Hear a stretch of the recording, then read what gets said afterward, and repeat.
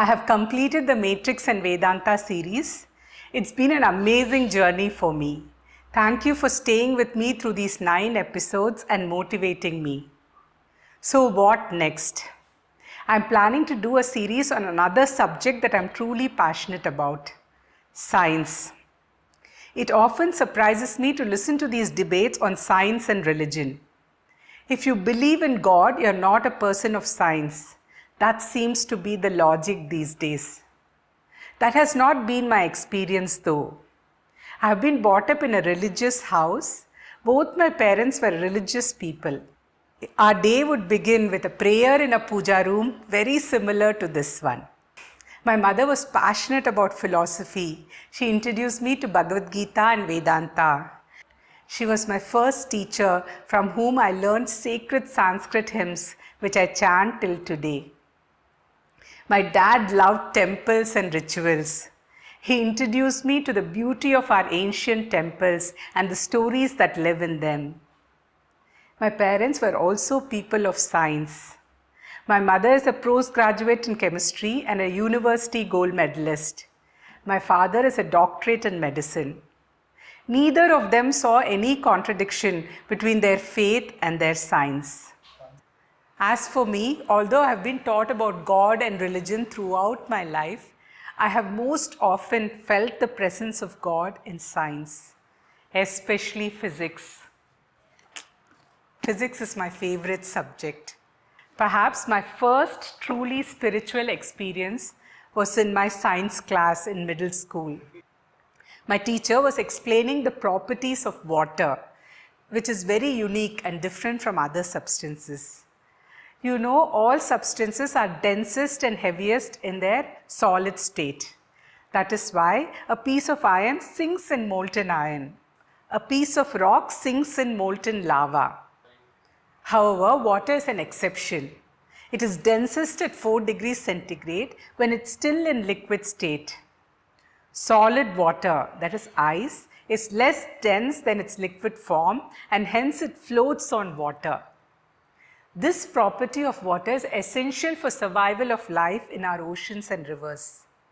During the cold winter, the water on the surface of the oceans and rivers freezes.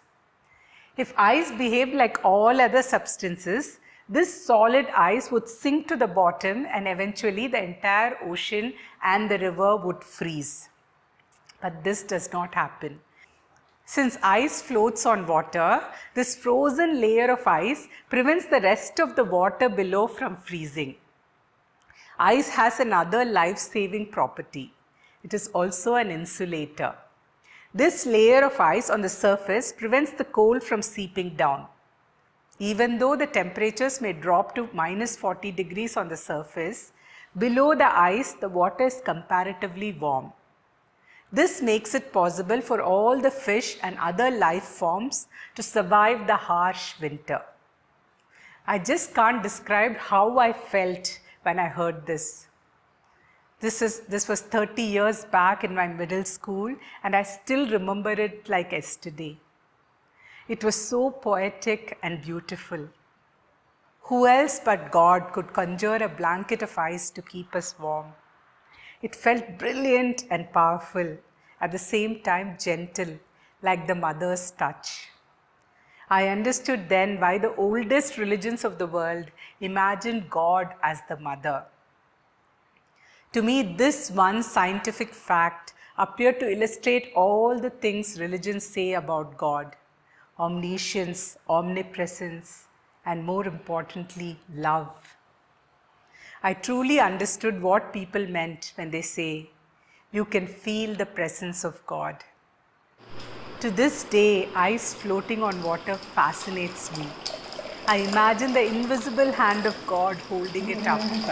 Einstein captured the essence of the spiritual experience when he said, the most beautiful thing we can experience is the mysterious. It is the source of all true art and all science.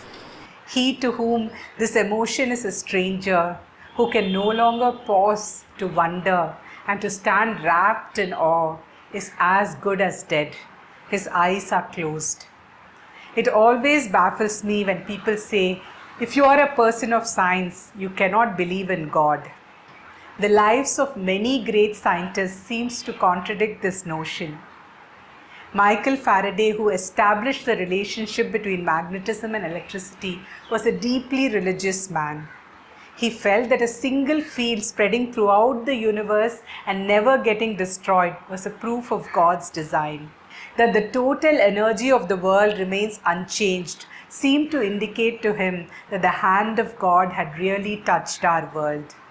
Newton, who is considered the father of physics, said, "This most beautiful system of the sun, planets, and comets could only proceed from the counsel and dominion of an intelligent being."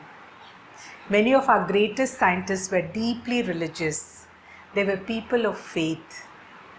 My next series is going to be about science and God. My journey of discovery of God in science. I want to talk about how many things in science points to the existence of God, an intelligent force governing the universe. I hope you will watch. That's it from me this week. Thank you for watching. Please subscribe and press the bell icon for reminders.